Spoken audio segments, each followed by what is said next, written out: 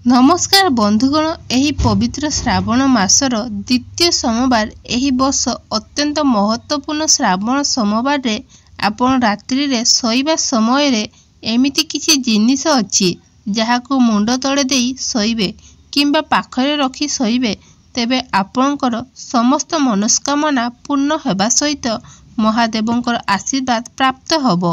बंधु मैंने आमठारु सबुठारु गुरुत्वपूर्ण हैला आमर शयन कक्ष बा बेडरूम एवं जहा कि एमिति किछि जिनिस अछि जहा रखिबा उचित नुहे एवं एमिति किछि जिनिस अछि जहा शयन कक्ष रे रखिबा उचित किंतु महादेवंकर फोटो केबे भी आपणकर बेडरूम रे रखिबा उचित नुहे।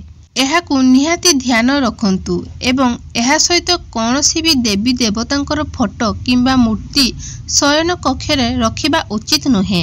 एहा द्वारा आपणकर गृह रे नकारात्मक ऊर्जा बा आपणकर जीवन रे संकटर समस्या आसी थाई पारे। जदि सोइबा समय रे आपण एही भूल करूछंती तो दारिद्रता आपणकर पीछा केबे भी छाड़िबो नाही। एथिपई आपण आपणकर तकिया तळे सेही जिनिसटिकु रखिबा उचित जहा आमर वेद पुराण रे वर्णना अछि। आपण मानंकु एही कथाटी आश्चर्य लागु थाई पारे कि तकिया तळे एमिति कोन रखिले काया पालटी जीवो, किंतु एहा संपूर्ण सत्य अटे।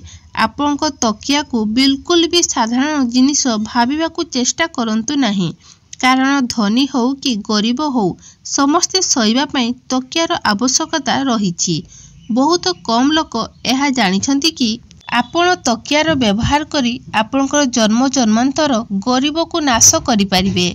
जदि आपण ठीक उपाय रे एही जिनिस को आपणकर तकिया तळे रखि देबे तो आपण राताराती आपणकर भाग्य को बदलाई देई परिबे। आउ एपरी करिवा द्वारा आपणकु आपणकर जीवन रे सुख समृद्धि धन ऐश्वर्य सबु किछि प्राप्त हबो।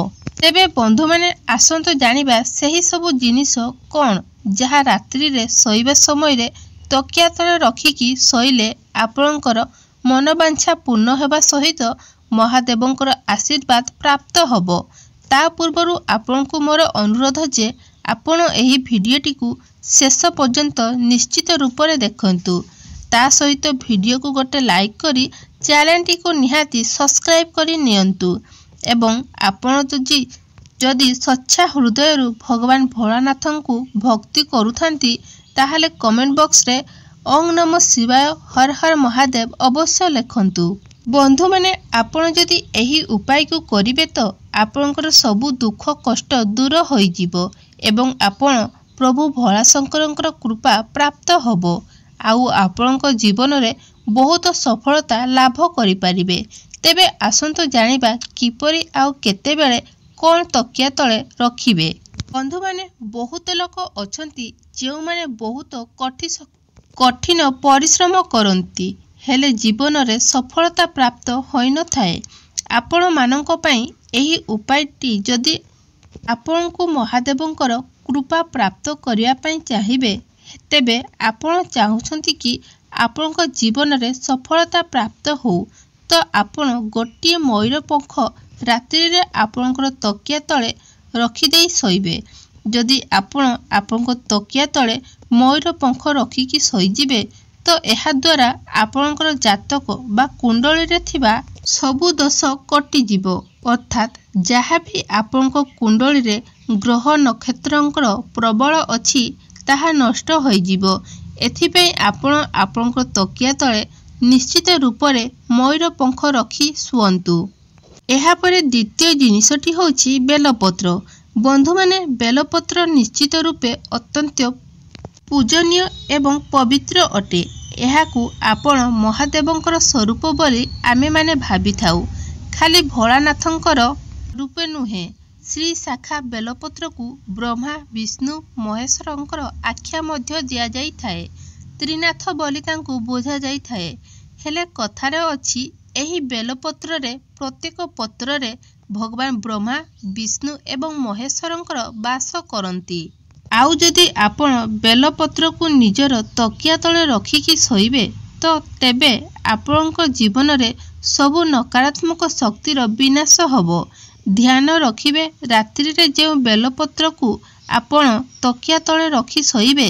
ସକାଳେ ତାକୁ ଫୋପାଡ଼ିବେ ନାହିଁ, ତାକୁ ଖାଇଦେବେ। ସକାଳୁ ସ୍ନାନ କରିସାରିଲା ପରେ ସେହି ବେଲପତ୍ରକୁ ଖାଇଦେବେ। ଏହାର ବହୁତ ବଡ଼ ମହତ୍ତ୍ୱ ଅଛି। ଯଦି ଆପଣ ବେଲପତ୍ରର ଗୋଟିଏ ପତ୍ରକୁ ସବୁଦିନ ଖାଇବେ ତ ଆପଣ ବହୁତ ବଡ଼ କଠିନ ରୋଗରୁ ମୁକ୍ତି ପାଇବେ। ପେଟ ସମସ୍ୟା ଯନ୍ତ୍ରଣାରୁ ମଧ୍ୟ ମୁକ୍ତି ପାଇବେ।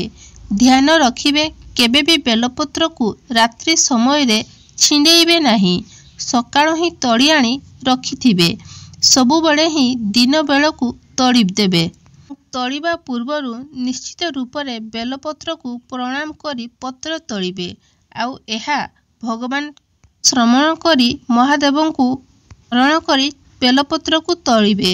ତୃତୀୟରେ ହେଲା, ଯଦି ଆପଣ ଚାହୁଁଛନ୍ତି ଆପଣଙ୍କ ପାଖକୁ ମା ଲକ୍ଷ୍ମୀ ଆସନ୍ତୁ ବା ମା ଲକ୍ଷ୍ମୀ ଆସିବାର ସବୁ ବାଟ ଖୋଲିଯାଉ, ତ ଆପଣଙ୍କ ପାଖରେ ଧନର ଅଭାବ ନ ରହୁ, ତ ବନ୍ଧୁମାନେ ଆପଣ ଆପଣଙ୍କ ତକିଆ ତଳେ 1 ଟଙ୍କିଆ କଏନ୍କୁ ରଖି ଶୋଇନ୍ତୁ ଏବଂ ତାର ଆଗ ଦିନ ସକାଳୁ ଉଠି ସେହି କଏନ୍କୁ ଗରିବକୁ ଦାନ କରିଦିଅନ୍ତୁ।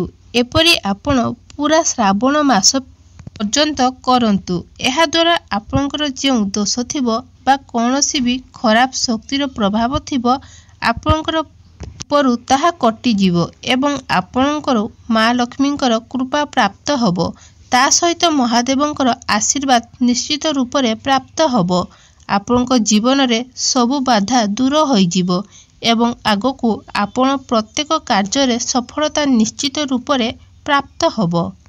ବନ୍ଧୁମାନେ, ଯଦି ଆପଣମାନେ ଚାହୁଁଛନ୍ତି ଆପଣଙ୍କର ଭାଗ୍ୟ ବଦଳି ଯାଉ, ଆପଣ କୌଣସି ବି ଧାର୍ମିକ ବସ୍ତୁ ଆପଣଙ୍କ ତକିଆ ତଳେ ରଖି ଶୋଇଯାଆନ୍ତୁ। ଏହି ଶ୍ରାବଣ ମାସରେ ବିଶ୍ୱାସ କରନ୍ତୁ, ଆପଣଙ୍କର ଭାଗ୍ୟ ଖୋଲିବାରେ ଡେରି ହେବ ନାହିଁ। ତେବେ ବନ୍ଧୁମାନେ, ବହୁତ ସମୟରେ କ'ଣ ହୋଇଥାଏ ନା, ଆପଣ ବହୁତ ପରିଶ୍ରମ କରନ୍ତି, ହେଲେ ଆପଣଙ୍କର ଭାଗ୍ୟ ଆପଣଙ୍କର ସାଥ ଦିଏ ନାହିଁ।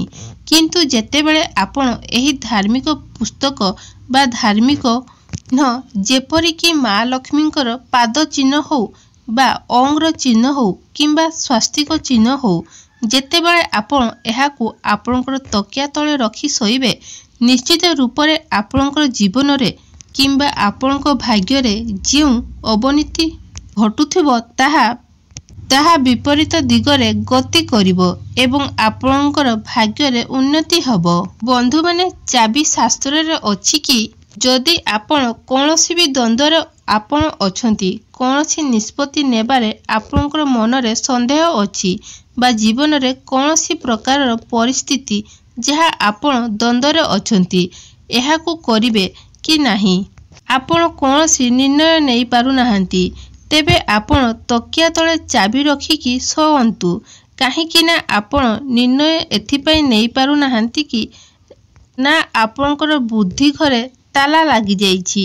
ଏହାଦ୍ୱାରା ଆପଣଙ୍କ ଜୀବନରେ ଯେଉଁ ଚିନ୍ତା, ଅଶାନ୍ତି ଏବଂ ସନ୍ଦେହ ଅଛି, ଆପଣଙ୍କୁ ସବୁ କଷ୍ଟରୁ ଦ୍ୱାର ଖୋଲିଯିବ। ଆପଣ ଦ୍ୱନ୍ଦ୍ୱରୁ ମୁକ୍ତି ପାଇଯିବେ। ଯଦି ଆପଣଙ୍କ କୁଣ୍ଡଳୀରେ ଗୁରୁଦୋଷ ଅଛି ତ ବୃହସ୍ପତି ପୀଡ଼ା ରୋଗ କରୁଛି, ତ ଆପଣ ଆପଣଙ୍କ ତକିଆ ତଳେ ହଳଦୀ ରଖି ଶୁଅନ୍ତୁ। ଏହା କରିବା ଦ୍ୱାରା ଆପଣଙ୍କ କୁଣ୍ଡଳୀରେ ଯାହା ବି ଗୁରୁଦୋଷ ଅଛି ଦୂର ହୋଇଯିବ। ଏହା ସହିତ ଆପଣଙ୍କୁ ଧନ ପ୍ରାପ୍ତ ହେବ। ଯଦି ଆପଣ ଜଣେ ବେପାରୀ ବା ବାଣିଜ୍ୟ କରୁଛନ୍ତି, ତେବେ ସେମାନଙ୍କ ପାଇଁ ଯଦି ଆପଣଙ୍କର ବେପାର ଭଲ ଚାଲୁନାହିଁ, ତ ଆପଣ ଏହି ପୁରା ଶ୍ରାବଣ ମାସ ଏହି ଉପାୟକୁ କରନ୍ତୁ। ଆପଣ ଗୋଟିଏ ତୁଳା ରସୁଣ ଆପଣଙ୍କ ତକିଆ ତଳେ ରଖିକି ଶୁଅନ୍ତୁ ଏବଂ ଏହାକୁ ନିଶ୍ଚିତ ରୂପରେ ଆପଣଙ୍କ ଜୀବନ ବା ଆପଣଙ୍କ ଭାଗ୍ୟରେ ପରିବର୍ତ୍ତନ ଘଟିବ।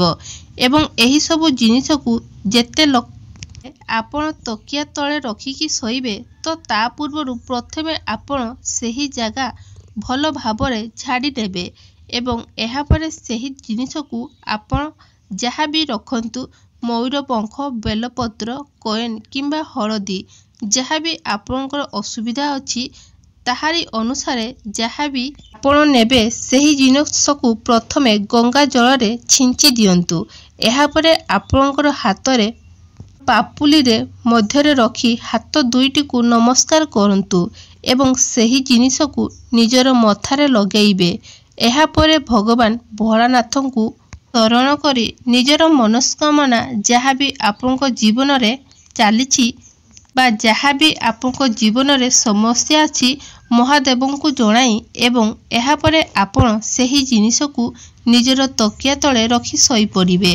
ଆଉ ମନେ ରଖନ୍ତୁ, ଶୋଇବା ସମୟରେ ଭୁଲରେ ବି ମୋବାଇଲ ଦେଖିବେ ନାହିଁ। ମନେ ମନେ ମହାଦେବଙ୍କୁ ଶରଣ କରନ୍ତୁ। ଓಂ ନମଃ ଶିବାୟ, ହର ହର ମହାଦେବ ନିଶ୍ଚିତ ରୂପରେ ଜପ କରିକି ଶୋଇବେ।